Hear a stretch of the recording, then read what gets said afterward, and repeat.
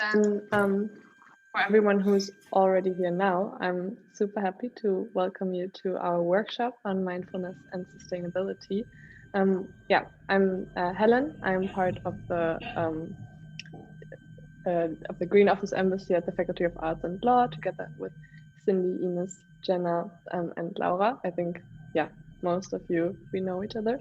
But really good to see you. And just a few words on how we came to organize this event. And because as our job, or also our interest, is to ask ourselves, how can we make the university and also life at university more sustainable?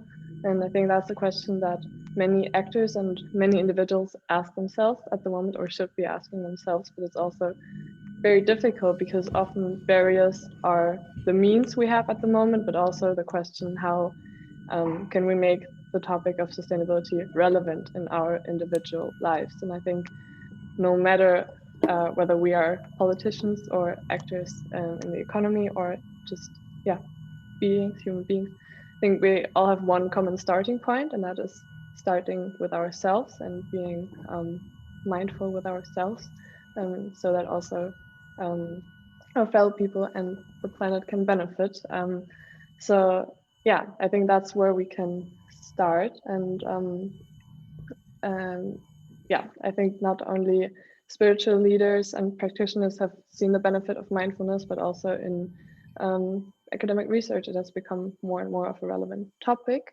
I think we're very happy to have Gunaketu Bjørn here today, who is expert on both fields, I would say, within academic research, but also and especially as a practitioner. Gunaketu, you are not only an entrepreneur and a researcher at the Oslo Met University in Oslo, but you're also a coach and therapist, and you know your Buddhist practice. So I think we're very, very grateful to have you here to lead us into or through the workshop today. And so he will be guiding us on a little journey to ourselves and also to nature. Welcome from Oslo, Gunaketu.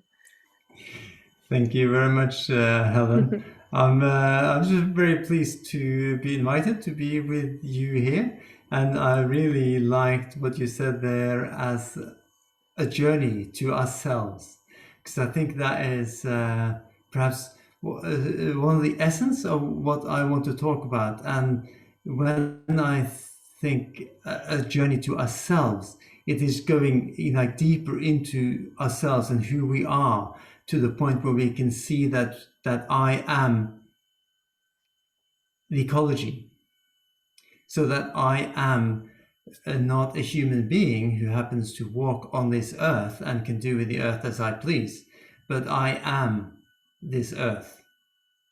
And so we're gonna kind of just explore this topic of sustainability and mindfulness by, at least this is my plan, that I first lead a mindfulness exercise, or actually a visualization exercise.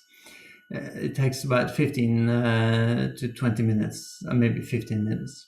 And then I will be speaking, I don't know, for half an hour or something, and bring up some topics.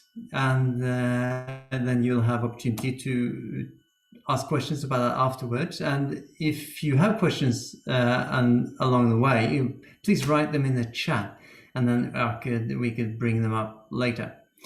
Now, after I've been speaking for a while, and then we've maybe answered some questions, we will walk the talk.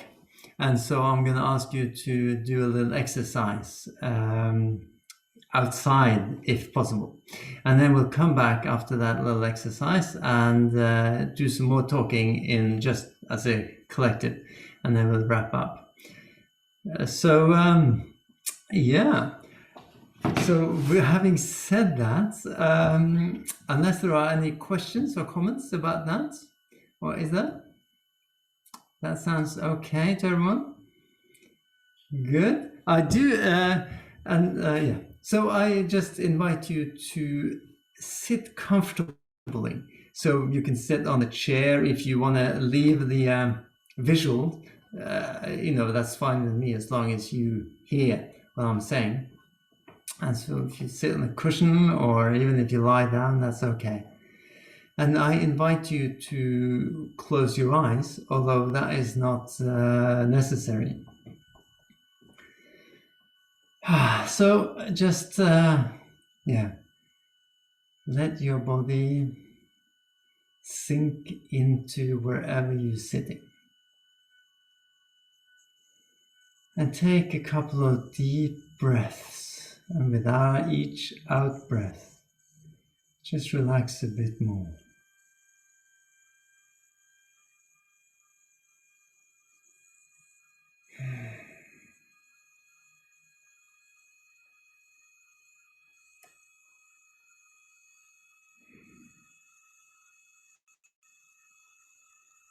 Just feeling the support of what you're sitting on, and maybe sensing the earth beneath that.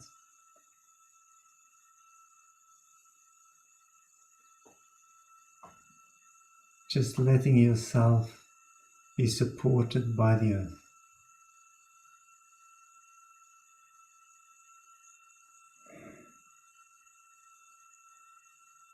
And let all the tensions you might experience in your body just melt down into the earth.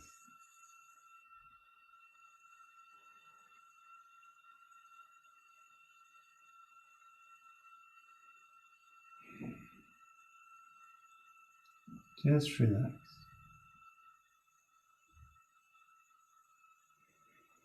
Taking a little holiday, and even your eyes can close and take a holiday from the screen.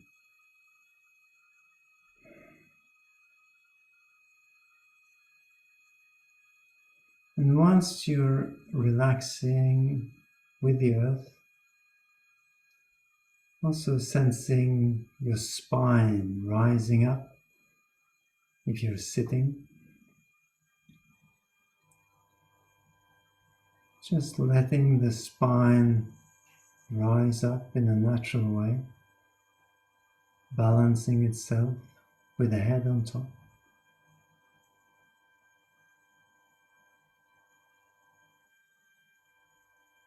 And maybe imagine a thin thread from the sky above you, lifting you gently upwards.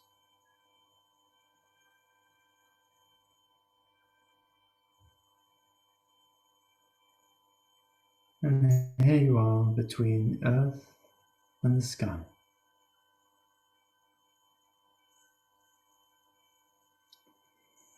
Notice how that feels. How do you feel right now?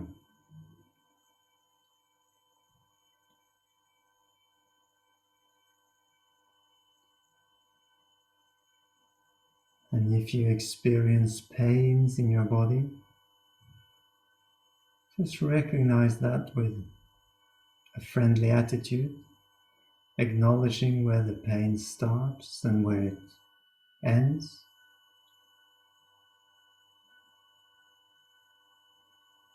And recognize the other parts of your body that is not part of this pain.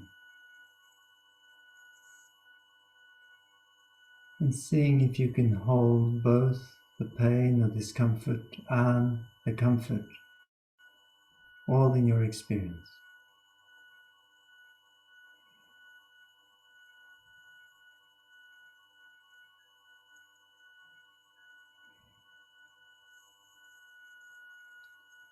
And letting thoughts come and go, just like you're breathing.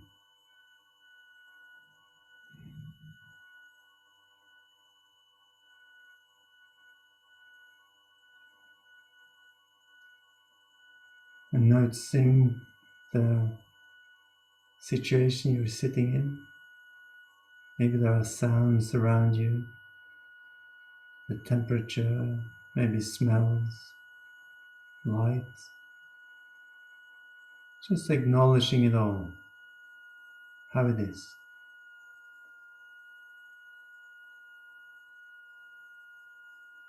And let your breathing flow naturally.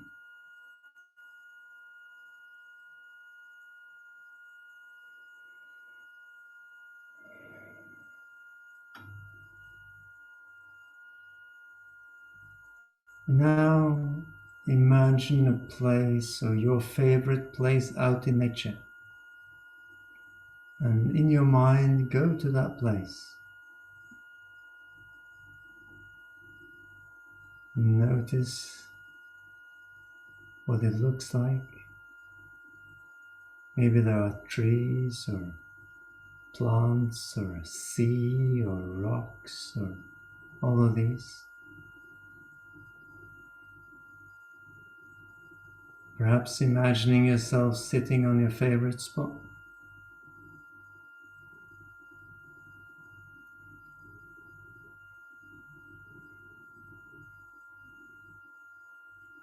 And just taking in what you see around you.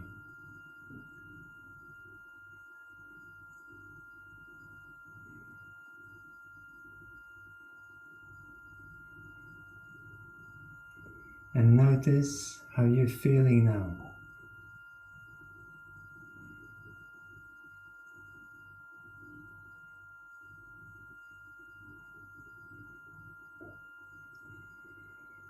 And now as you sit there, notice that a plastic bag is just flying with the wind into your favorite spot.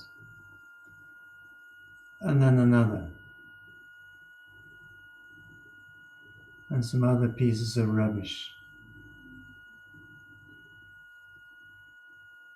And then you hear a truck backing into your space, dumping a whole load of rubbish. And you can see trickles of oil running over your spot.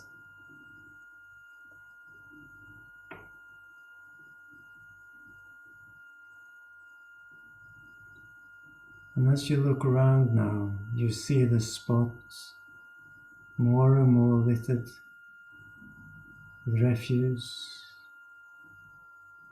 oil spills, and plants starting to die.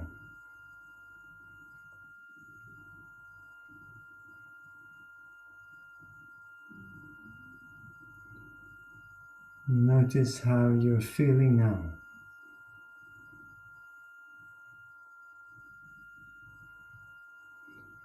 Just acknowledging whatever feelings might emerge.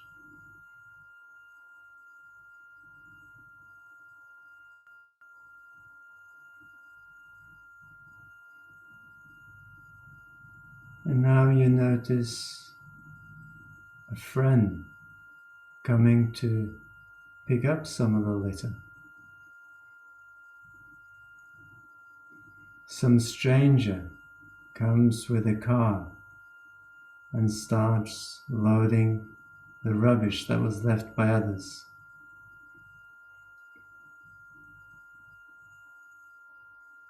More people come into the spot and they start cleaning it up.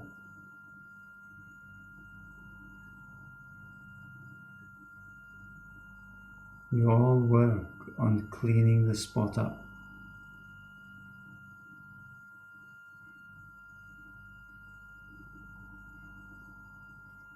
And after a while, you manage to take away all the litter, all the refuse. You even manage to collect or diffuse the oil spills.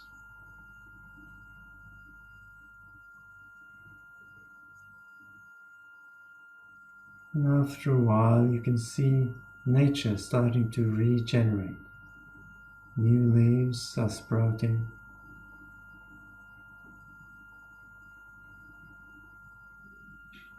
You notice some birds in the trees or on the rocks. and you sit down in a circle with all the people who helped clean up the spot.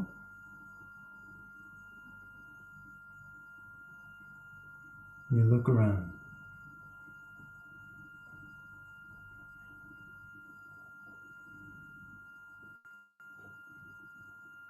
Notice how you're feeling now.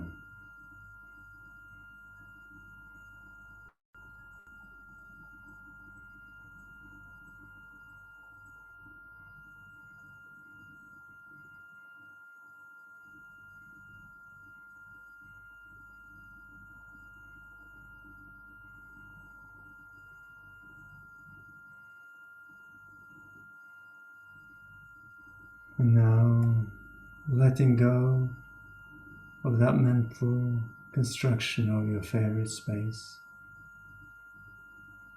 Return to wherever your body is right now.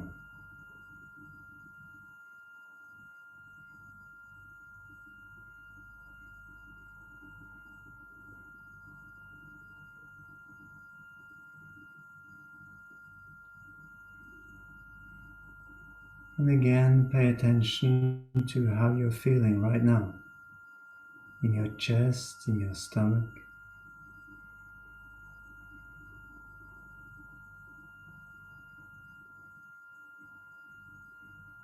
And whatever your experience, that's okay.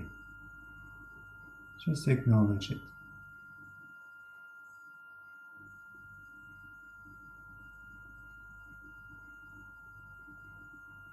Now bringing your focus to your breathing.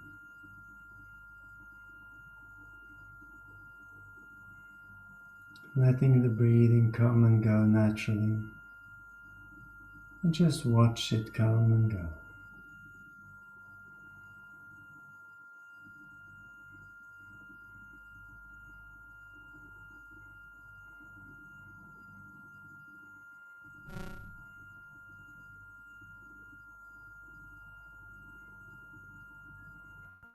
And when you start thinking about other things, just acknowledge it.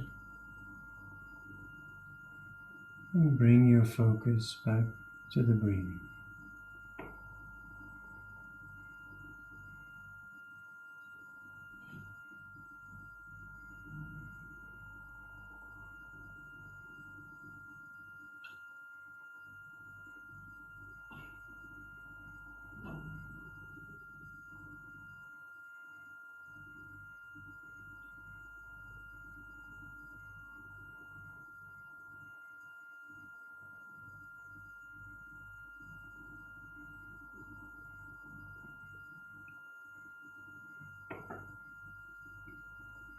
And again, noticing how you feel now.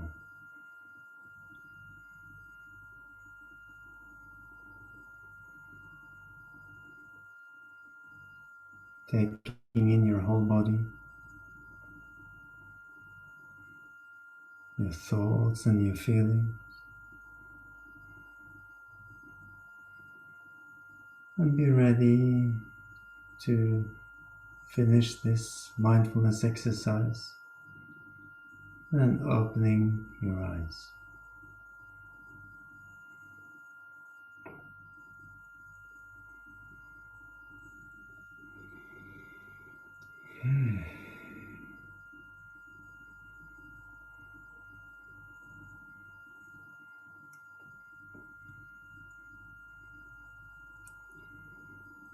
So thank you for joining me on this little trip. And I just wanted to check before I launch into me talking a lot, if there are any questions or comments before I do that, just about this visualization experience.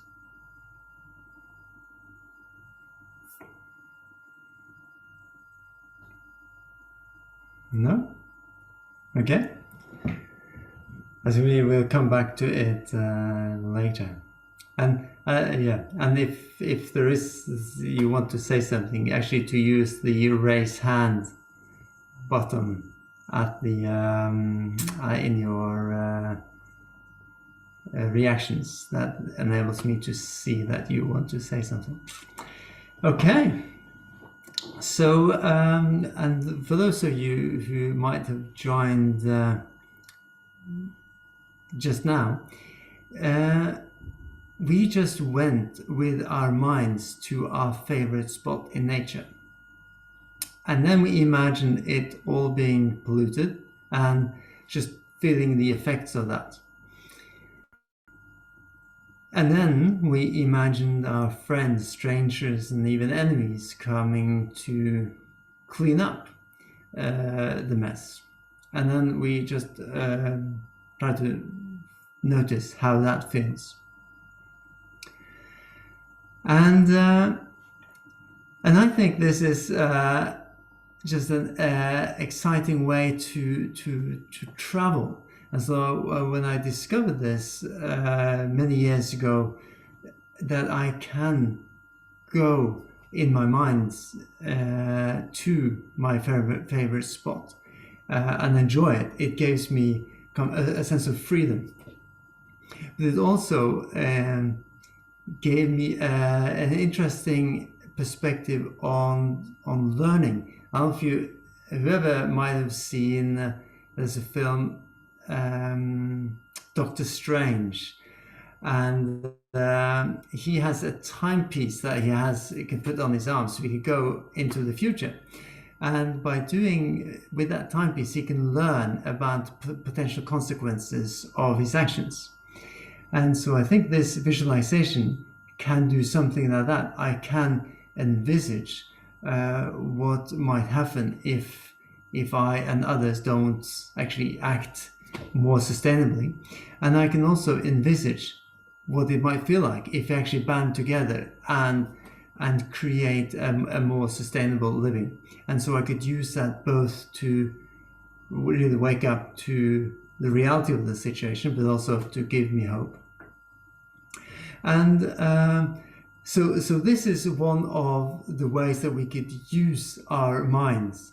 And it's a way that is not that often talked about in the sustainability literature. And maybe some of you, seeing the title of this, you would have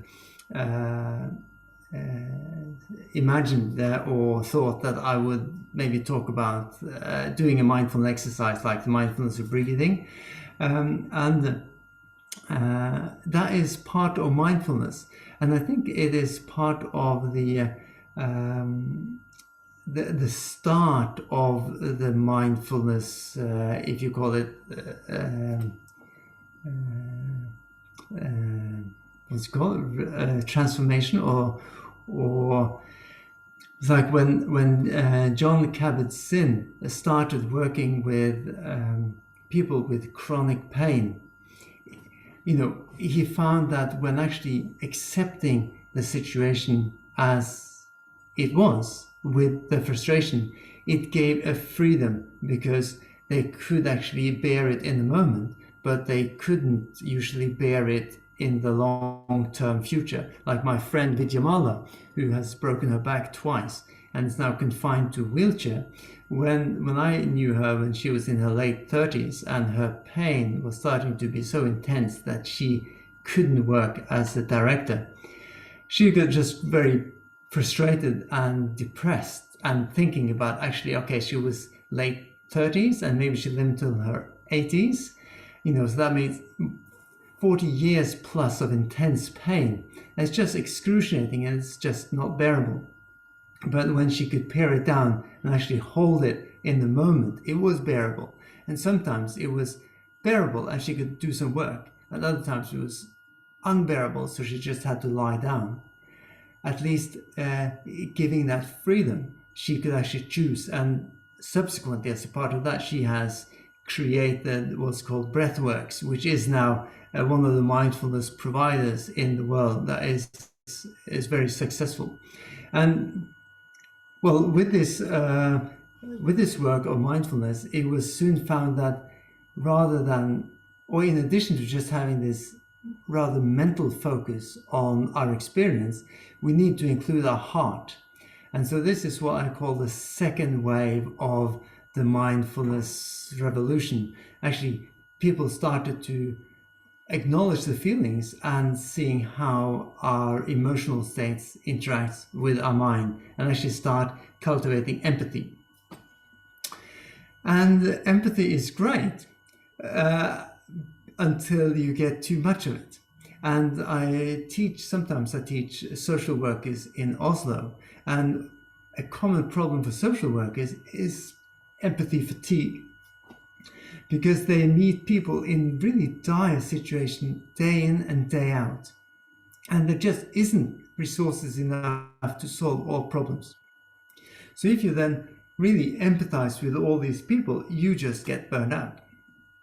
And so what also the mindfulness community recognized this, and so they started to actually look at what really empathy, but not only empathy, but altruism.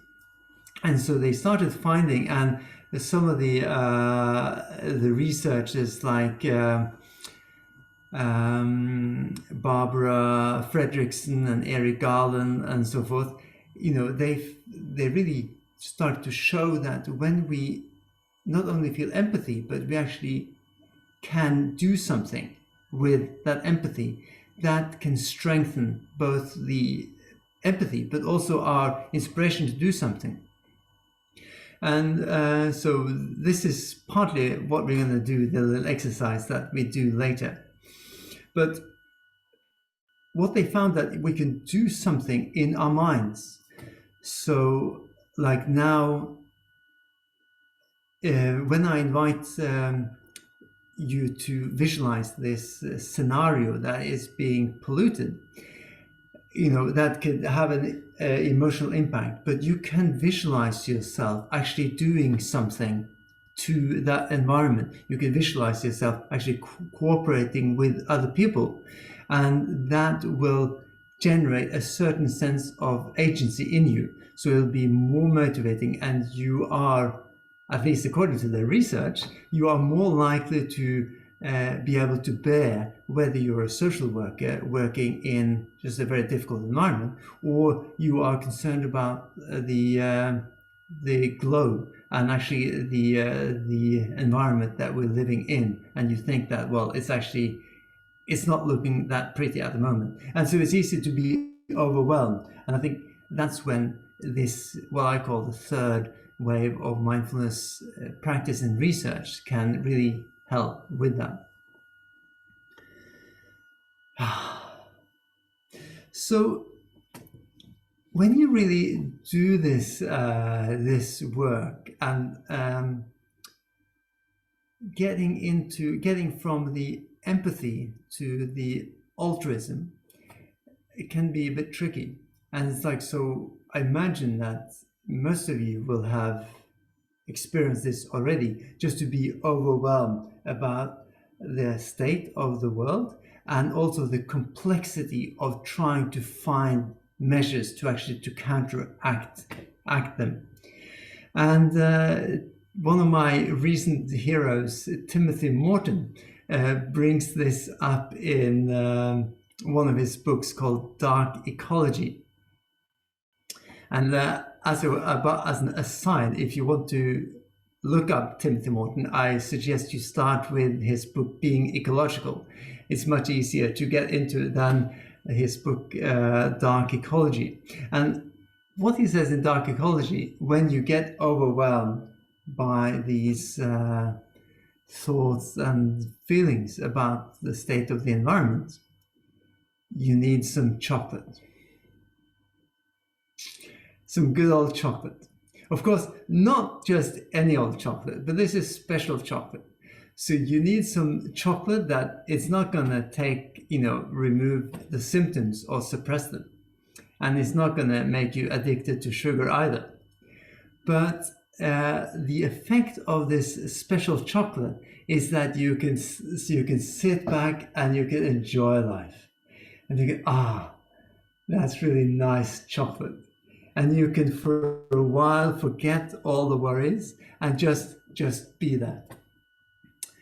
And my piece of chocolate is or one of my favorite pieces of chocolate is rivers.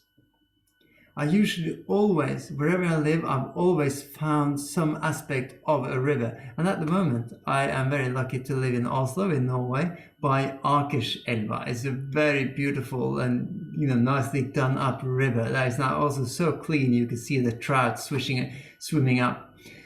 But even when I was in Manchester, I found my way to this really horrible river, laid in these concrete tubes through town, but still just going there and seeing that flowing water, it was just, I could just go there and relax.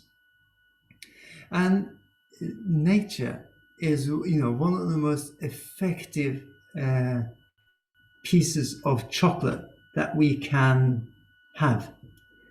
And there are numerous studies that said that actually just being exposed to nature, and in a sense the chaotic orderliness of nature, has a soothing effect. And so yeah, being in nature is one piece of chocolate, and meditation to me is another piece of chocolate, in the sense so that I could go wherever I want in my mind, as we just did, but also I could go into painful areas, either physical pain or emotional pain, either because I've been arguing with someone, or I'm feeling desperate, really hurt about someone. I was stabbed in the back by someone I thought I was collaborating about something, and it's just really painful. And I could go there and I could kind of really hold that pain, like Vidyamala was holding her back pain, and see, well, this is really painful. And sometimes I can't bear it for long, so I'll just put it away for a while. But then I could train myself to hold this pain. And after a while, I could see that, well, this pain is not the whole picture. There is much more. This frame is just so much bigger than this pain. And so and by that, I could give some relief. It's like, there is more to life than this pain. And then I could also choose. There's a certain freedom that comes up. It's like in the background here, you might see this strange lamp or something color. So you can focus, go up here with your focus instead, and focus on this pain. And you always have that opportunity. And Viktor Frankl, who was a survivor of the concentration camps in Germany, wrote this beautiful book called what's it called? Will to Freedom. And there he could see how people were holding on to hope, and some people just gave up on that. And the sign that they were giving up on hope was that would trade away their last cigarette. And cigarettes was of course their currency in the concentration camp. So wherever you are, however dire the situation is, you can choose to focus on the painful or something positive. And so I think, and to be able to do both, and to switch between actually focusing on the painful and going to chocolate mode, is just very important if you want to be an eco warrior in the long run.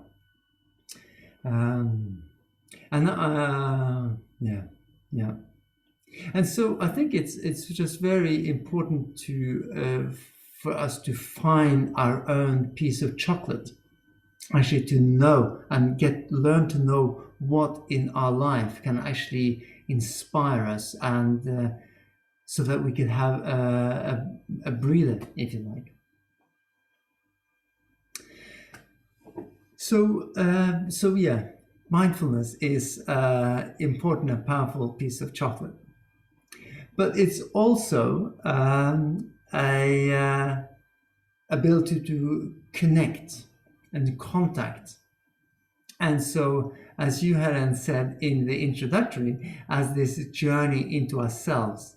And when I sit down to meditate, I could really, unplug from that which is around me and just get to know how I am. And, you know, both good and bad. And I could then, as I did at least, I could come in contact with this idealist. I called him the Ice Prince.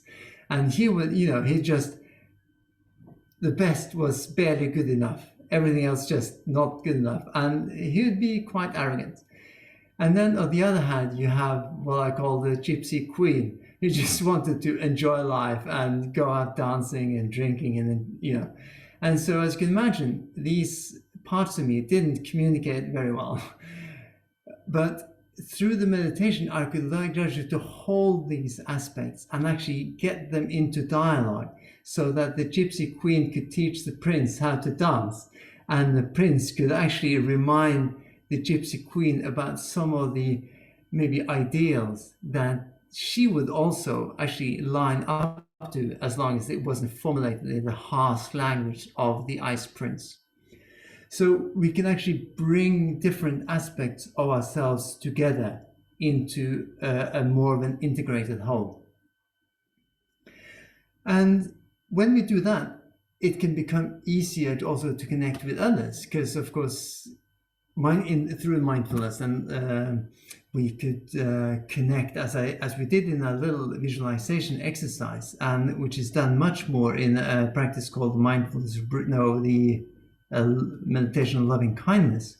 You can connect other people, so that I might imagine, like I did, my friend coming to clean up the mess that someone else has made, and then I could, you know, just rejoice in our friendship and strengthen our friendship. And then I could bring in strange people, strangers, like, oh, like I haven't met you. So it's like, you can imagine, well, here are these, you know, some of you might become really good friends. It's just that we haven't had the chance to cultivate that yet. So I could get into relationship with most people on the planet, you know, that I don't know. And I might cultivate a positive relationship, and seeing that they too want to live happy lives. Yeah. And that's maybe quite easy, although it's a bit difficult to imagine and actually have an emotional connection with someone you don't know. But even harder than that is actually connecting up with the people who pollute your favorite spots. Yeah. And so this is where I think connection is really important. Because unless we can connect with the climate skeptics, or, you know, the people who are opposing you, you are likely to just drive the polarization that is on the rise in the world even further. And so the mindfulness or meditation techniques can actually give you a tool where you can work on bringing all these different people together. Yeah, in a friendly way. And just because you're friendly with someone doesn't mean that you approve of their actions. Yeah, as someone participated in our workshop said the other day, having done this practice for some time, and she came back and said, you know, I can love my parents even though I don't like them. And I think this is such a beautiful and important realization. And there are lots of people that I've been working on over the years. And at the moment, I'm working hard on ex-President Donald Trump. I'll get there. And so when you contact, and I think maybe there are four aspects, at least in Buddhism, one talks about four aspects of, you know, of contact. So you've contact yourself, and you contact other people, and then you contact nature. And so the mindfulness or the exercise we did earlier helps to do that. And then you could contact reality, and you could see that, well, reality is change. You know, maybe we're heading towards the fifth or the sixth mass extinction in the world's history. And so we could see that, well, this is something that happens. Of course, different this time is that it's mainly humanly created, so we have a possibility to do that. But it's again, as I talked about, getting the bigger picture. I think meditation and mindfulness can also help you get the existential picture about, well, what and who are you?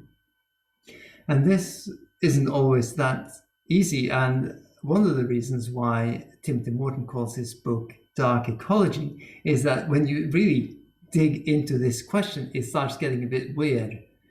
It's like I've said in the beginning that, well, you are the earth.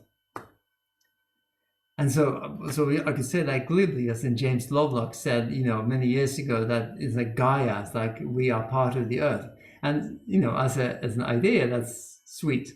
But if I'm actually going to really take on board the idea that I am the earth, what does that even mean? And actually, if I then open up to the difficulties of the earth, it can be quite dark. And so it's also just to have this emotional positivity that you actually meet this strangeness with emotional positivity. And so I said, so this is part of the mindfulness exercise, that it helps you connect with all these aspects of reality. And when you connect with something, then you are more likely to want to help it or save it or take care of it. And I think one of the difficulties today is that more and more people are disconnected from nature. It's all more concreted over, so that, maybe you've never seen a tree, you don't consider a tree, or why, and so then why would you want to actually care for a tree? And in the Netflix series called 100 Humans, they did a kind of easy experiment where they showed a number of portraits of people, kind of apparently random, and then the task was to say, who did you like the most? And so we thought, well, perhaps I liked the person I thought was the most attractive.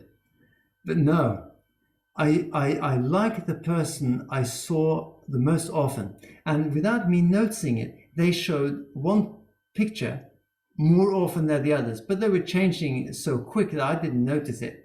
But statistically, they could see that that is the case.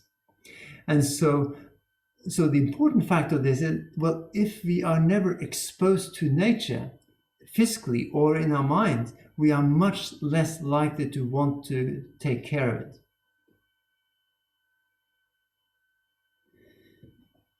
Yeah. But what about those things? Yes. So I spoke earlier a bit about this, these three waves of mindfulness development, like the more cognitive, the more empathic, and then the altruistic. But I think it's also important to recognize that sometimes you see violence or you see degradations and you can't do anything about it. And of course, that is when it's important to do this switch that I spoke about. And when you do the switch, to focus away from what is painful or doesn't work or the pollution, it is important to have something positive to swap towards. And so far, I've spoken about, like, you could go there in nature, of course, as we'll do later, or you could go there in your mind, as we did in our exercise. But you could also use art. And I think Timothy Morton is just very inspiring in the way that he uses art also partly as a piece of chocolate, but also as a part to motivate ourselves. And I would have liked to play you the song Gula Gula, which is the Norwegian author that has made this very beautiful Sami song. It's like an indigenous tradition, where she also sings, about the importance of remembering where we come from. So actually, so this will be another piece of chocolate so you could use in your work to work for science, for sustainability.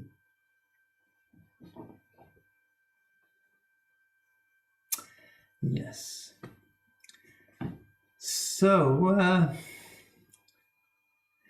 when I do mindfulness on the cushion, it's a bit like we did earlier. It's a bit like doing kind of training in the gym. For many years, I practiced Aikido as a martial art. And so we'd go to the dojo and we'd do these set exercises. You come and punch me in the face, or try to, and then I do this particular move. And then you do it again, and I'll do this move, and so forth. And you train this, loads of times so that it becomes habituated. And if you should be attacked out in the streets, well, you may hopefully know what to do. Fortunately, that never happened. But it's the same with meditation or mindfulness. It's like you sit down, maybe like I sit down in the morning for 40 minutes, and then I do some of this, what I talk about. But that's not the main work. That's just kind of the exercise. Then the real work happens out in the world. And so then, I go out and try to integrate the various aspects that I meditate on in my relationships, in my love life, family, politics, activism, and so forth. And so I can bring this loving kindness, this accepting attitude to the people I meet. First, to myself in the mirror, whether I have a good day or I have a bad day. You could just greet your friends in the office, your strangers in the activist group, or even your enemy in your apartment block. And you can let go of bad habits, and you could you maybe notice it in your meditation that one of the things I notice is I plan too far ahead. So that clogs up my meditation. I had to just set, no, let's just do this one task, watching the breath first. And so similar, when I go out to plan, for example, as we're planning a podcast here at the Oslo Buddhist Center. So rather than to plan too far ahead, I notice, okay, let's just do 1 or 2 steps ahead, not go too far. So yeah. So some of these aspects that I could use mindfulness, and thinking like this, it's a bit like I think of the mindfulness or the set of mindfulness as going into an apothecary. So when you go into an apothecary, you have all kinds of remedies. Yeah. So if you got a wound, or a cut, you have a plaster and you put it on. Or if you have headache, maybe you have an aspirin or a paracetamol. And it's similar with mindfulness exercises. It's like if you need to integrate the various parts of yourself, as I spoke about earlier, well, then you can do the mindfulness of breathing. It's particularly useful for that. But if you have a tendency to be depressed and you're just overwhelmed and feel downhearted, well, do this mindfulness on loving kindness. If you find that you're just stuck in your own old ways, remembering Einstein's definition on madness about actually expecting a different result by repeating the same activity. So if you're stuck in that madness, you're just doing either the mindfulness of breathing, but focusing on how you let go of the breathing, or maybe something else called the meditation on the elements, can actually help you loosen your habits. but maybe you have difficulty envisaging a new world. So maybe then you have to do a visualization like we did at the beginning and actually imagine what that world could be like. But then finally, you also find that it's just too much work. It's soon Friday and I need to just lighten up. And so then you might take the medicine of just sitting or just being. And actually, maybe this is formal meditation, or you just take time. And I really love doing this at night. Just turn off all the lights. And it's actually better in the wintertime. Just turn off all the lights and just look out on the dark window and then just seeing if I could see some stars above, or just seeing into the night through the window, just being there. I love that.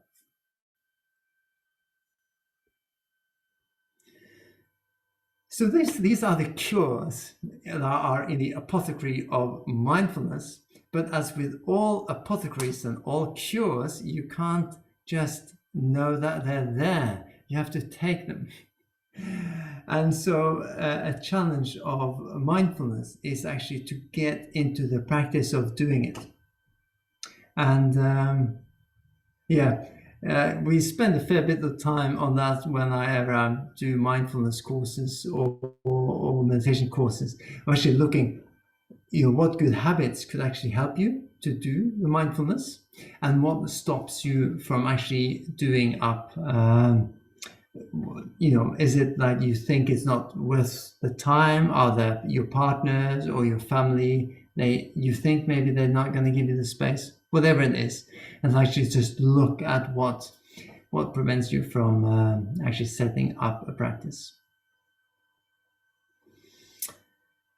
Yeah. So I think these were some of the thoughts that I had about mindfulness and sustainability. And maybe just last, I'll say a little bit also about one of the last. No, maybe I should just ask you first if there are any questions or comments about what I've said.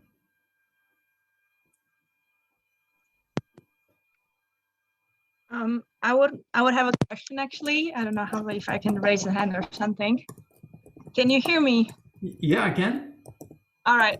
So I think when we're talking about why people are disconnected from nature and how to maybe connect to it, and you talk about how that because maybe we are not exposed to nature so much that's why we feel disconnected. But I was actually wondering what do you think is this kind of underlying reason or fundamental reason why a lot of people feel so disconnected from the nature? What is it? Well, I think there is no one answer to that question, of course, and there are some obvious points like the rise of social media, technology. It has become so much more alluring to stay connected, either for play or for work.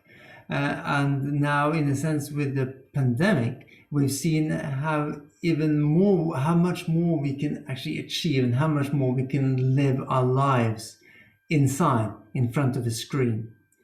And with the advent of this kind of fascinating universe, not only on the screen, but also on podcasts. So one of my friends that I'm exploring, thinking of actually doing this podcast, and it has turned into a problem with her because wherever she's going, she always has a podcast on her ear, which means that she's not really or not fully taking in the environment as she could. So I think that is one aspect. And then I think more people are moving into cities. So there's more people per green cubic meter, if you like. And unfortunately, I think now city planners have started to see the effects of this, so they are starting to reduce that effect and kind of making more care, at least in some parts of the world, more care to actually introduce green spots, because they see how that is beneficial to the mental health of the population. But of course, in a lot of the world, that is not the case, and money speaks louder than these concerns.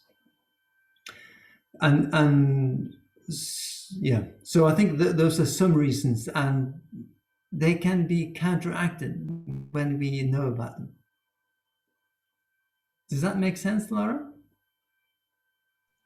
Yeah, no, definitely agree with you. So yeah, thank you. Yeah.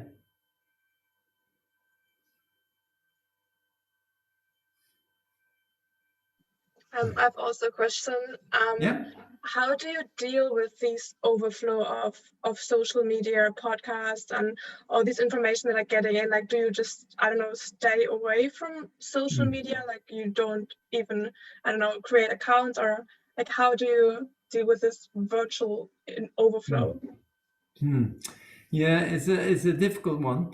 Many years ago, when I was really becoming interested in Buddhism, I made a choice. I could have moved to a retreat center and kind of more unplugged from the world, but I decided to stay in the world, as it were, and to try to make a contribution in the world.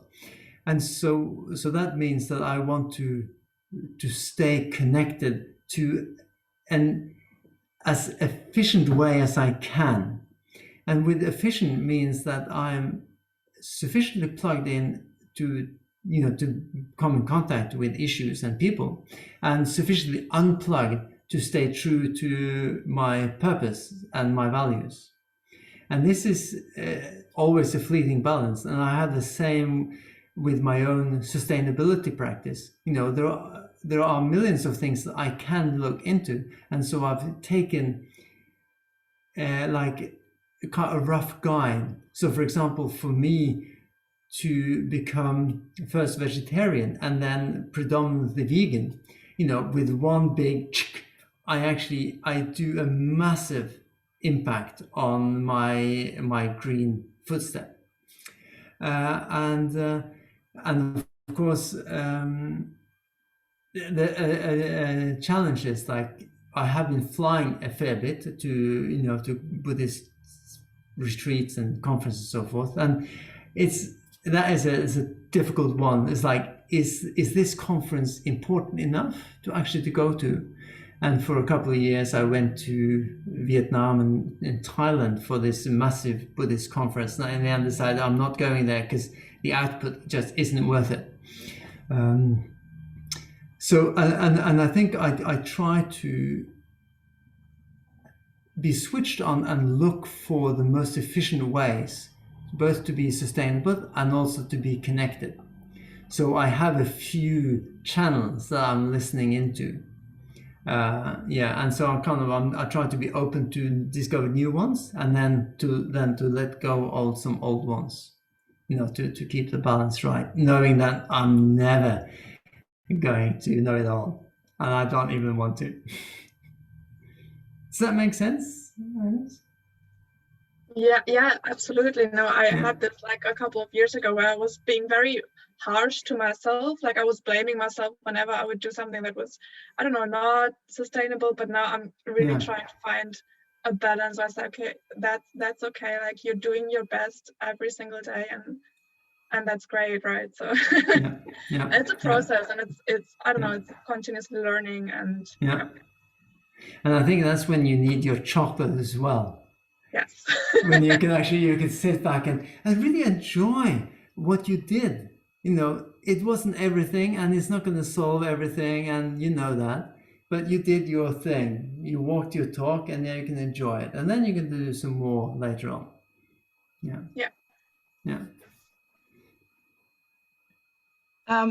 Maybe I would have another question now when we touch upon about the topic of vegetarianism and veganism. I was wondering, like, maybe also like a personal question to you, like, did it help to maybe connect better to earth and to nature when you stop eating animal products? Because, like, from my personal experience, I think that really helped me to, again, like connect to nature more and feel like more connected when I stop eating meat, for example. And I was just wondering, like, what do you think, like, it would help for other people as well if they maybe start, like, let's say stop eating meat, and then it would help them to maybe reconnect or connect with nature more? Or like, what is your personal experience? Well, I think there's several, maybe 3 strands. Let's see if I remember to touch on them all.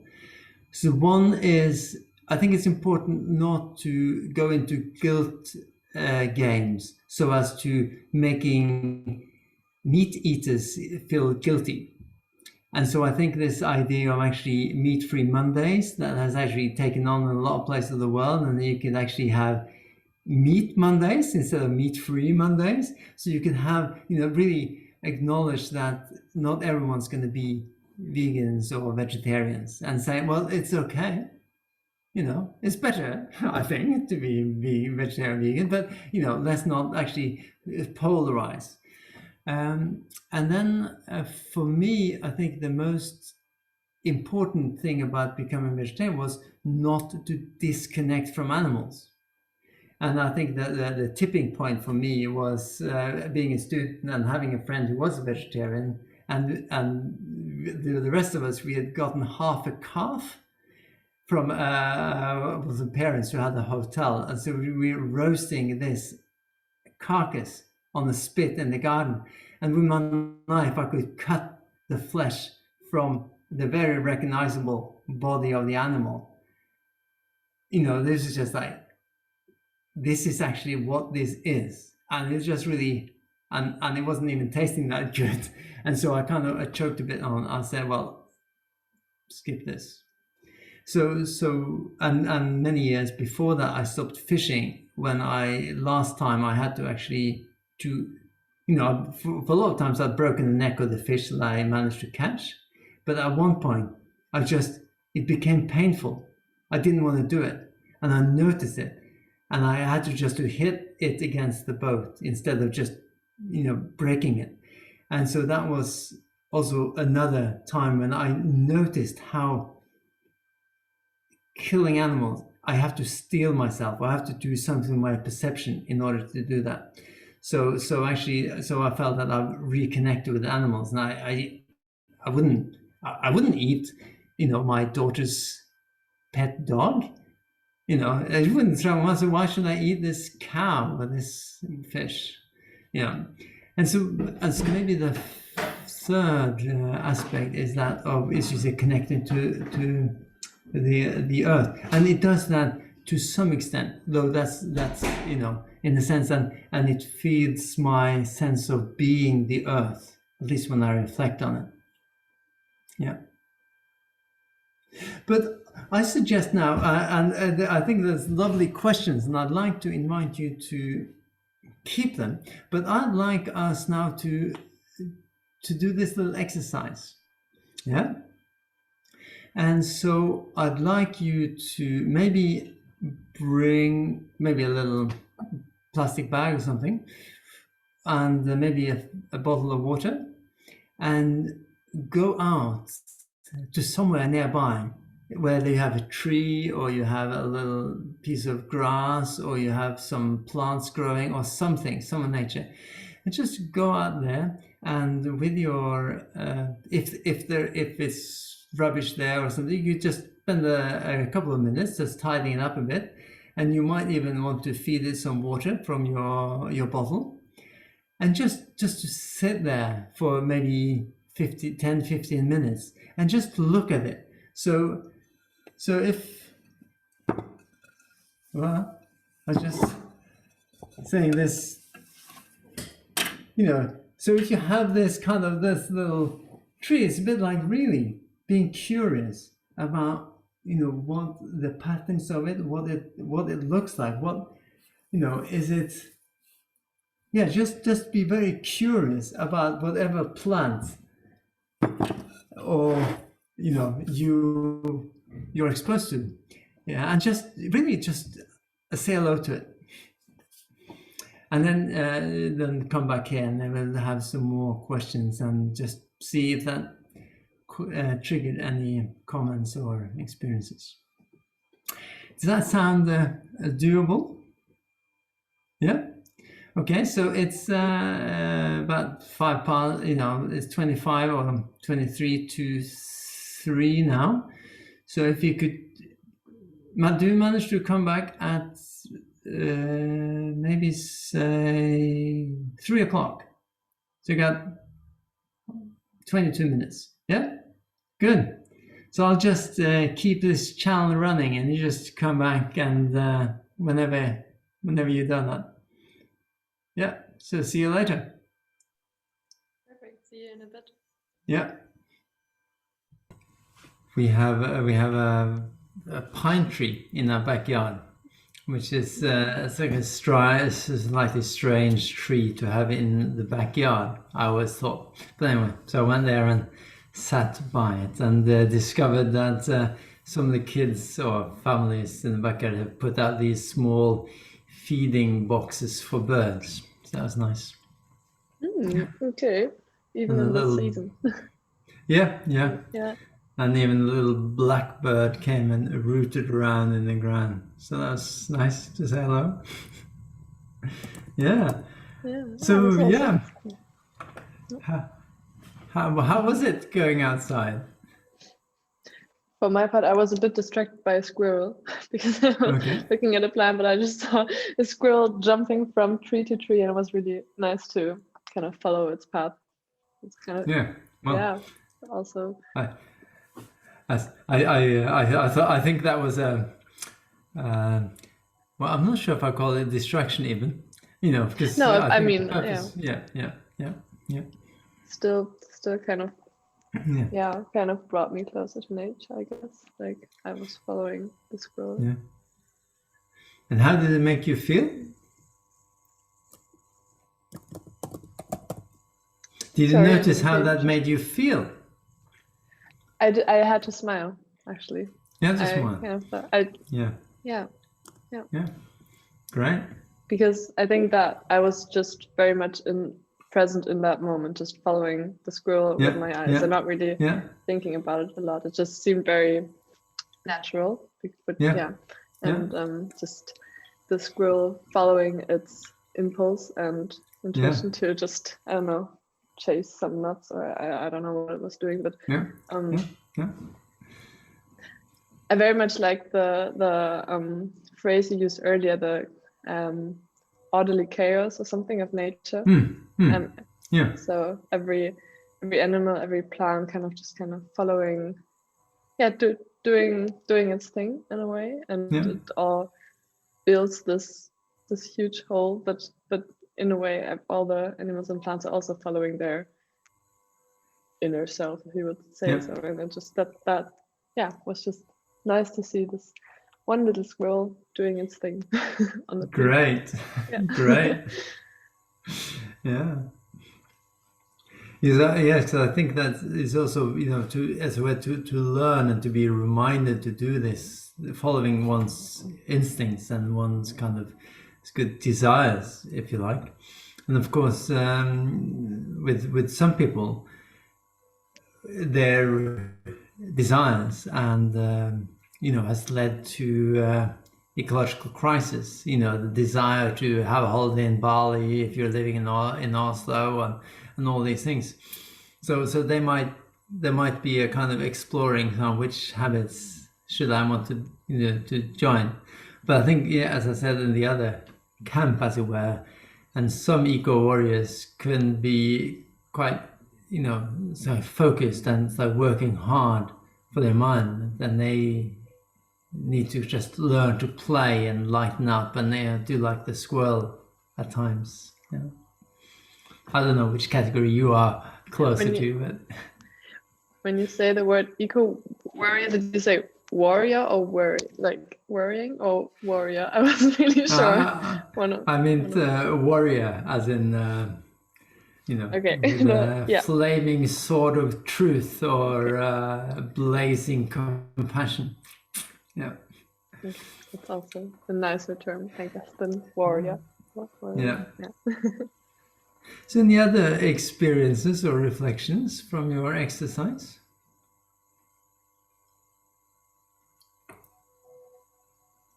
Do we want to pass into the round or?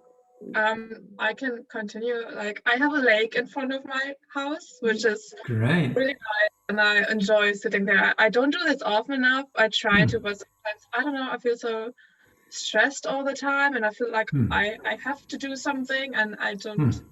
Sometimes I'm also going out and I'm listening to music, and then I realize, like, take out your earphones and just, because there's so many birds here, and it's like the sounds are just very intense. And I went out there and I met a puppy, which was really cute, because it's, you know, it's hard not to connect to a puppy, but our connection was kind of disturbed by the owner of the puppy, who wanted to continue walking. So sad. But then I sat down on a bench and watched the birds on the lake, which were actually really, like, they were fighting all the time. It wasn't such like a calm experience, but there was a lot going on. And so were you agitated by that going on, or did you, yeah, I mean, my intention was to just focus on, I don't know, maybe like the waves and the sounds, and then, I don't know, there was just a lot of action, which I didn't expect in the first place, I'd say.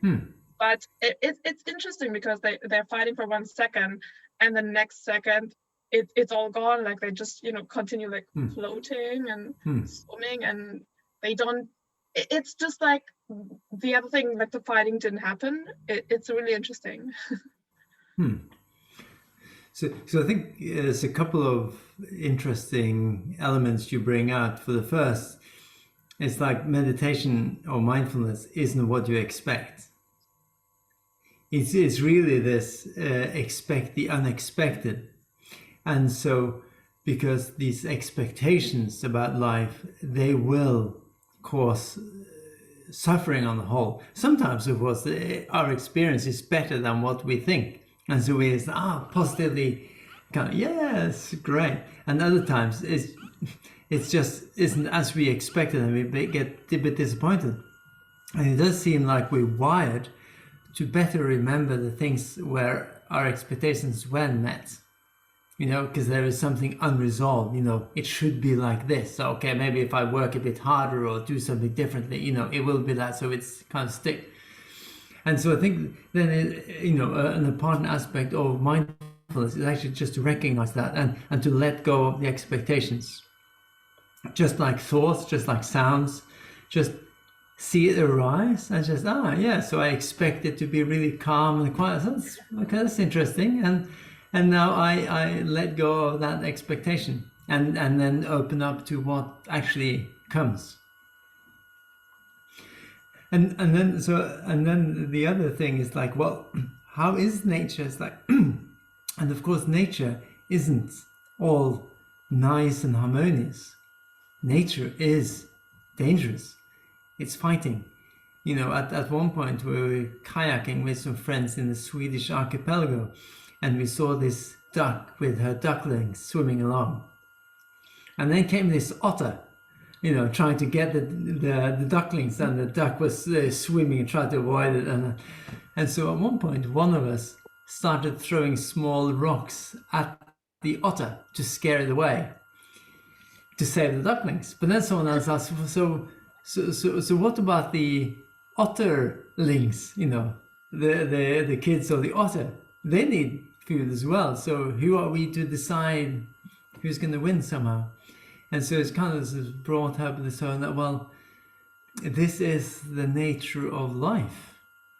You know, it rises and it dies. So it's a bit like, so I felt, well, I'm not going to interfere in that. That is kind of nature going its course.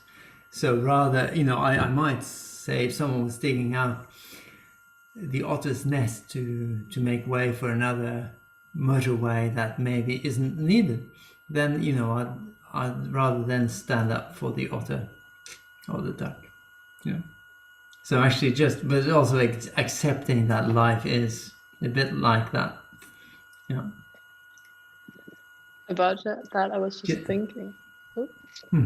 Just had a thought about that, and I was wondering, because you said nature is also dangerous and brutal, and but at the same time it's beautiful, and we wouldn't really judge whether that's positive or negative. It just is. It's just real, and it's just pure, and we kind of try to interfere.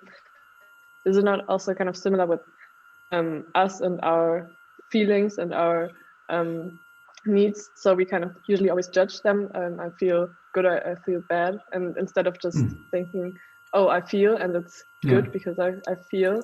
And our head in a way always tries to interfere by adapting our feelings, or by adapting not the other way around, that we kind of start with the feeling or with the state we are in, and we kind of adapt our thoughts to that. A little parallel, I would think, from the individual to the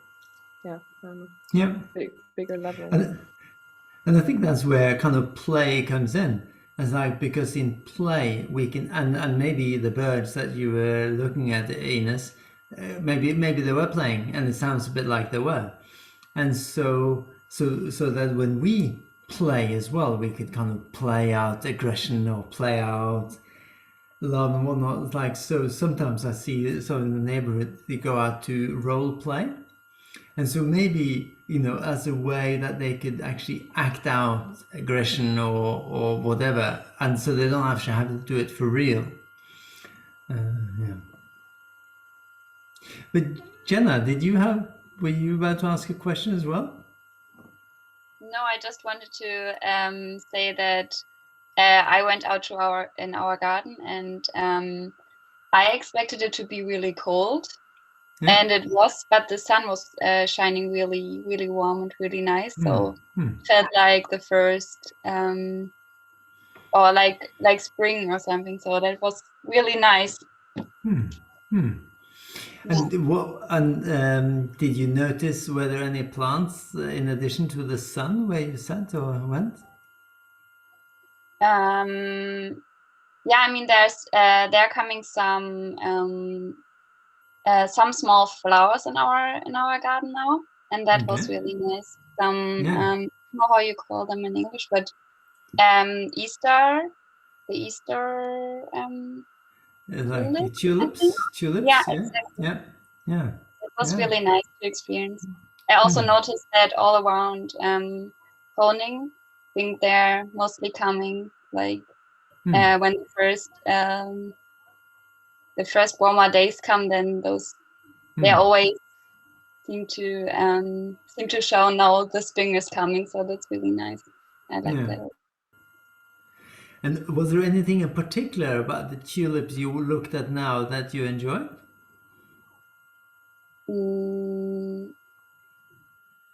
Probably the colors, I think. That you just, because everything in winter, normally everything is gray, or the only color you see in nature is mostly green or brown. And then there's the white and yellow of those flowers coming, and I think that's really nice, and always feels a bit like new birth is coming or something. So I will like that. And how does that, how does it make you feel now talking about it, and do you remember how you felt sitting and looking at these colors? I think probably like refreshed, or that you get new energy from it, because because in winter you mostly feel more, I don't know, more tired, and then when with the sun and with the good weather and new flowers coming, you also feel more refreshed and more motivated, I think. And where do you experience that in your body? In my body? I don't know. How do you mean that? Well, because refresh, sometimes that could be like in the chest, that's like, I don't know, it's like expanding, or it can be like along the spine, like a trickle of energy. It's kind of, it could be like goose pimples all around your skin, or it could be in your legs, desire to jump up and down, or? Yeah, probably in the chest. I think always when you feel more motivated, you have a better posture and just feel. Yeah, I think that's mostly what I feel. Yeah, because I think these specifics are interesting, because if we have this idea, so the purpose, of course, with this exercise is to get us closer into relationship with nature. And so, of course, it's not enough talking about it. So we need to do it, and so we did it. And so when we do it, that's also, as Helen, you mentioned before, it's a bit like, taking the headphones off and actually just being there. And when you're actually there, it's also listening inwards and just really noticing. It's like, how is it? It's like, I feel this kind of energy. I feel it in my body. Yeah, and so this, really to take it all the way home. And I think, and this is part of, someone asked earlier about how is that we're so disconnected. And I think because we are used to just operating with this box, we think about things, we think about the beauty of colors in the spring, and we can read about them and all that, but actually to bring that into our physical body, I think that's where we need to feel it, and actually to train ourselves also in mindfulness to actually notice how the toe, the classic body scan experience, you start with your left big toe and you go through all the toes, and then the left foot, and then the right foot, and you go through the whole body inch by inch, and you cultivate a skill in actually paying attention to how you are. And again, this paves the way for even better enjoying and connecting with nature, which, as I said before, there's some emerging research that says, well, this is more powerful to affect sustainable behavior than actually having the right attitudes. Yeah, definitely. I really like the image of just noticing how the nature makes you feel. Definitely. Yeah. And that, of course, and now you've done the exercise outside, that's going to make the visualization more strong the next time. Yeah, if you, because you might then, next time you're on a bus journey somewhere, there is no tulips there, but you could go back to this experience, Friday the 19th of March, and recall those tulips. And not just once, but you could do it just many times, and you can have not the same experience, but it will actually build that connection, which again will makes it stronger next time you see some other tulip somewhere else, or a pine tree, and also if you were here. Definitely. Yeah, good. Any other comments or reflections about your little experiment?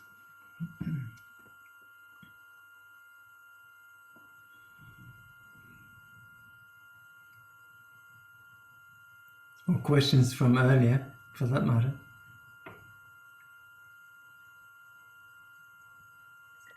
I have a question maybe that picks up a bit something you said earlier, or also what we just touched upon now. I think I realized that for me as well, when I'm not connected to myself, it's also more difficult to connect to other people, and then also connecting to nature.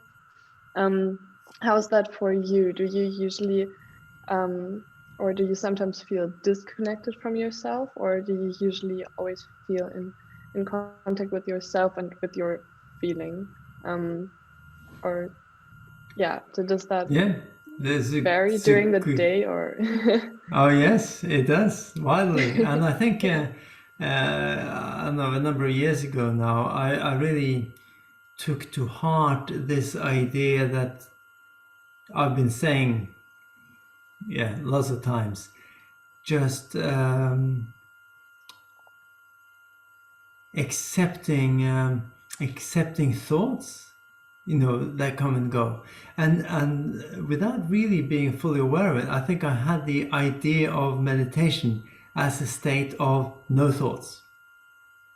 I read about that, and yes, I did have some experiences on retreats that were a bit like that. And so just to reinforce the idea that, oh well, meditation equals no thought. And I was just struggling, and I have all these countless meditations where there were thoughts more or less present, and I was just like, this is not good enough. But then eventually kind of realized that, well, I am a thinking being. I am a feeling being. I am an embodied being. So these bodily sensations, thoughts and feeling, they do come and go just like my breath. And so suddenly, just as I'm not worried about my breath, in fact, I would be worried if it's not there, suddenly I stopped worrying about these thoughts. And then I could just, sometimes they're just really overpowering, and then sometimes they're in the background, and occasionally they're gone. And so, and occasionally it's a bit like we've sold our flat and we're going to buy a new one. And so, in a few weeks' time, I have to leave. And so I don't have anywhere to stay. And so, at least in the beginning, that causes... so there's this tendency of being overwhelmed by that. But now, of course, I could recognize that kind of feeling in my chest and in my throat. And it's like, this is interesting. This is to be expected in the conditions. And then I could kind of look at it with a kind of curiosity. It's like, wow, okay, so how does it experience, and where do I experience, and where's the thoughts feeding it? And it's like, but I have talked with this friend that I could stay with in case I haven't got anywhere to stay, and blah, blah, blah. So it was so all that became as an interesting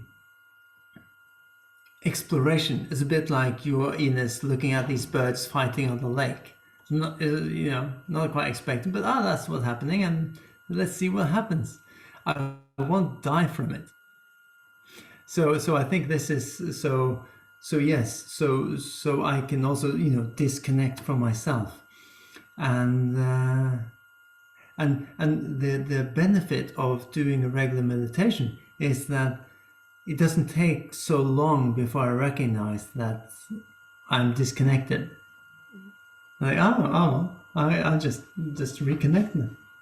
Yeah. Yeah. Thank you for sharing that, because that just reminded me of a phrase or someone said to me a few days ago. We cannot not meditate. We can just ignore it. Oh, there you are. So I thought that was actually interesting, because, yeah, in a way, meditation is our natural state. It's just us being without thinking about it, I guess, or without being caught up in the head. So I think just now, for example, like watching the squirrel or watching the birds, I think that kind of reminds us of, we are already there. I think that's what it's. Well, I think I disagree a little bit, or at least when I think of meditation, I think of a certain approach to awareness. And so that our awareness, I think, is there all the time. And then we can choose to pay attention to whatever comes into our awareness and how we form meaning out of our sense impressions.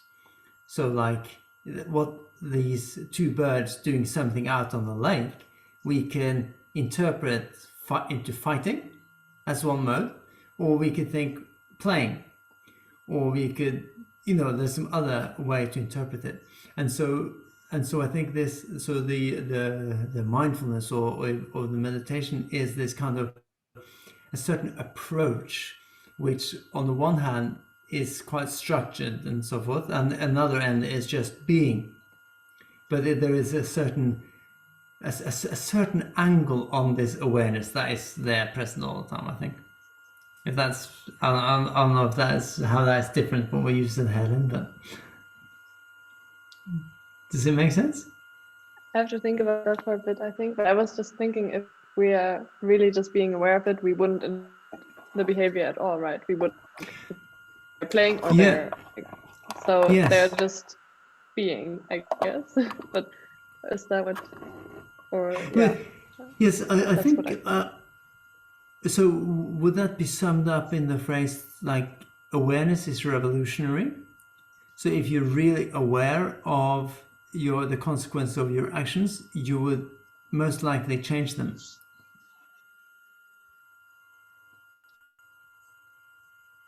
Yeah, Anyway, I'll leave you with that's one of my in a way, favorite like aphorisms. in a way,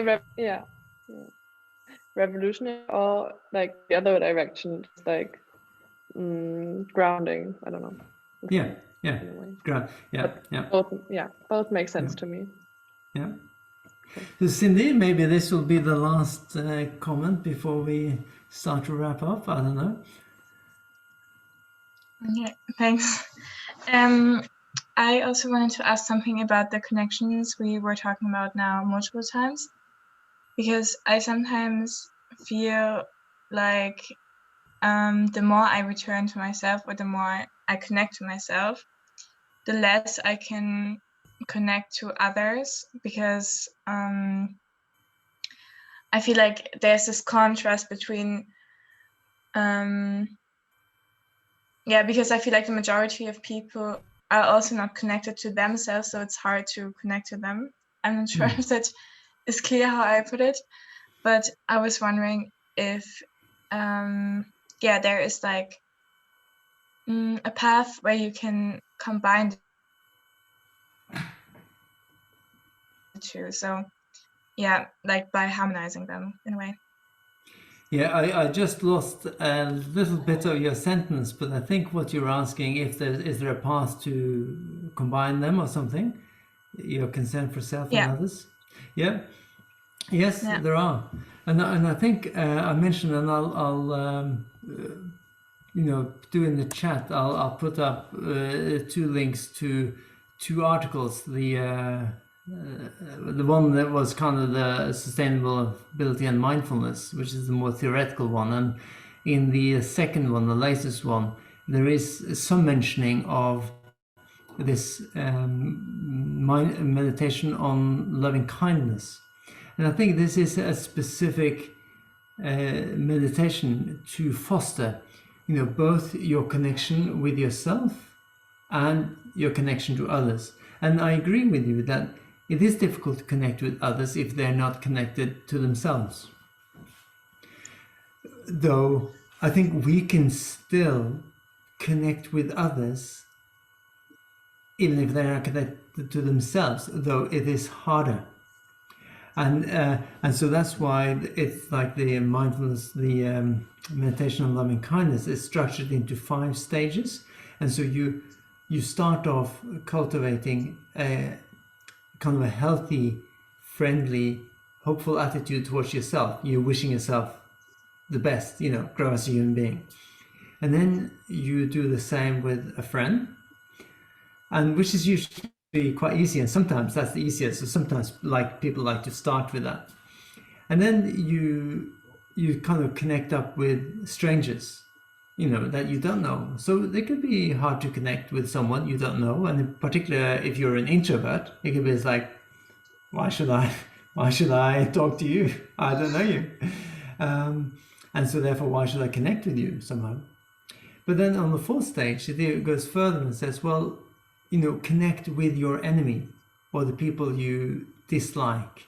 And this could be either usually friends or your partners, which you sometimes really start to fight with, or they could be distant enemies. And so, as I mentioned earlier, it's like cultivating this love, although you might not like or even respect them. So it's based on the basic attitudes that there is something good in all beings, and very deep down they want the best for themselves and those around them. But sometimes this is layered with so many layers of illusion and frustrations and bad experiences, so violence comes out. And I work partly as a therapist, and then it's important for me, in order when I meet people who have done things that really I think is morally bad. I have to do a lot of work with myself to put that aside and help them kind of discover what might be good and so forth. Yeah. Does this make sense? Yeah. Yeah. For sure. Thank you so much. Yeah. Yeah. So I wonder, now it's coming up to past. It could be interesting. I call to have a round with those you hear, to hear even either one word or a sentence about either something you can take with you from this workshop, or how you are right now. It's like you might be tired, you might be inspired, you might be angry, whatever it is. So I don't know, just like a quick round to, in a sense, to say goodbye.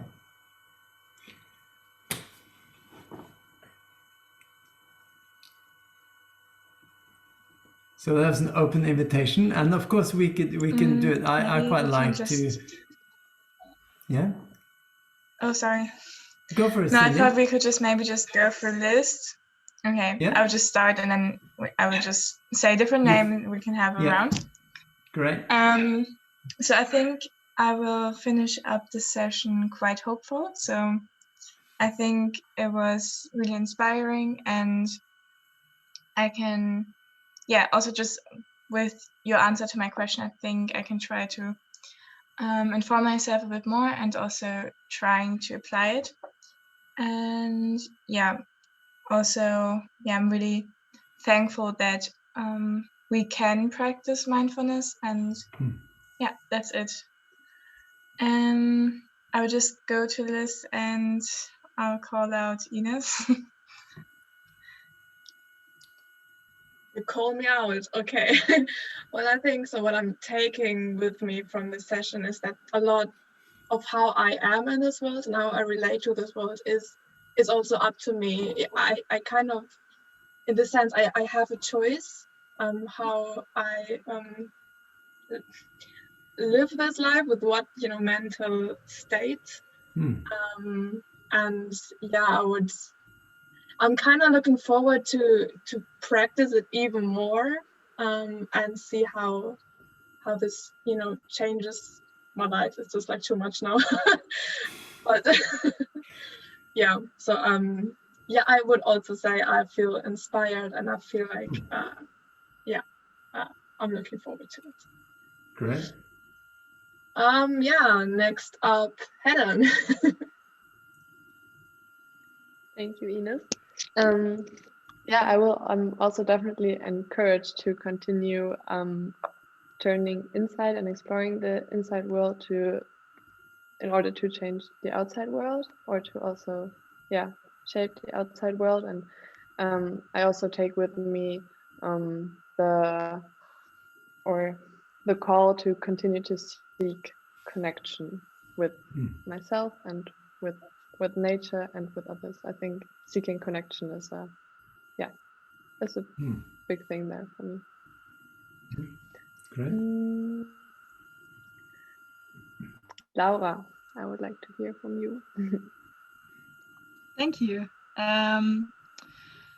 I don't have, I think, one specific thing like which I will take from me, but what I wanted to say, like what I realized when we were doing like this breathing exercise was the fact that I'm trying to connect maybe so much with the earth, but I'm not even connected to my own body, or like that I'm also sometimes disconnected maybe from my mind, and like I'm not just so connected to my body. And I think I realized that like in order maybe to fully connect to earth and to other beings and to other species on this earth, maybe you also have to kind of connect with yourself and with your mind and with your body.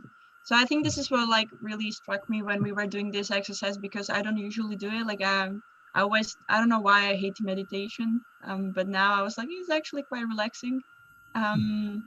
So I think that this is like what really like struck me, like, yes, it's nice to, step back and breathe and realize what's going on around you and just listen to birds. So this is what actually was really inspiring for me. So thank you. Good. And the next one, I think Jenna yeah. Go ahead. Yeah. So I think I got from this that I always saw like being mindful of the nature, being mindful of myself as something that is not connected with each other, and that this is actually not the case, but being mindful or being connected to nature can also be a way to be more connected to myself because I'm part of nature. And I think that that is a really nice talk that I got from this. Yes, so maybe Lotta? On the last one. First of all, thank you very much for the talk. It was very interesting. And I can only agree with everyone else, but I actually took the chance to do this visualization in the sun. So that kind of reinforced this connection to nature even. And I also realized that I take sun, or especially in summer, I take it so much for granted. But now living in the Netherlands, where it rains almost all the time, it becomes a special moment just to sit in the sun and enjoy the sunlight and this power that Earth has on us. So I'm really thankful for this short moment, although the sun is now gone again. But I think it's moments like these that remind us that we are very much connected and that Earth is always surrounding us and giving us those moments that we take so much for granted. Great, thanks Lotta, and thanks Laura for writing in the chats. I assume, if you want to say it, you can, but it's yeah. Do you want to read it? Thank you. Yeah, Lawrence can't switch on the microphone, but yeah, feeling very calm and happy. Really like the thought of connecting to Earth. Thinking further, it also implies connecting to our peers, but also enemies, since they are also part of this Earth. I think that's also, it's a very nice thought, connecting to enemies. Also a challenge, but also, thank you for the contribution. Yes, so, well, thanks for inviting me, and it's been very enjoyable just talking with you and hearing from your experiences of connecting with yourself and Earth. And so all the best luck with your work carrying on. And maybe there's one question, and maybe this is clear for you, but since you asked Helen about the recording, I was initially thinking just to kind of cut out the part when I was talking. But if you, I'm very happy to have the whole thing, but I think it needs your consent, since at least some of you would be in those question and answers. So I don't know if you can, maybe Helen, if you could check that with everyone, or because of course if you don't want to be in, you could say now, but it might be that you don't want to say that publicly. So if you could then let Helen know if you want to not to be part in that recording. Yeah? Yeah. Are there any or anyone in the group here already who would not want the video to be shared? Maybe you can just give a little show of hand. No, I mean, if everyone else already left and no one had any objections, I think. Then, because Christiana asked about the video, so then we could think about a way that's is the handiest to share it. I think that would be nice. Good idea of you to share it. So thank you very much, Gunaketu, for taking us along this path. I think it was, I mean, we're a rather small group now, but I think it's also nice because I think it allowed for everyone to kind of take part and share the experiences. So I'm very, very grateful that you kind of showed us how to also in our minds and enter our favorite spot of nature and kind of create these little words for ourselves. That's really, really valuable. Great. Thank you. Thank you so much. So enjoy your weekend. And also thank you to Lotta and Lawrence for staying with us until the end. Yeah. Really. Yeah. Okay. Great.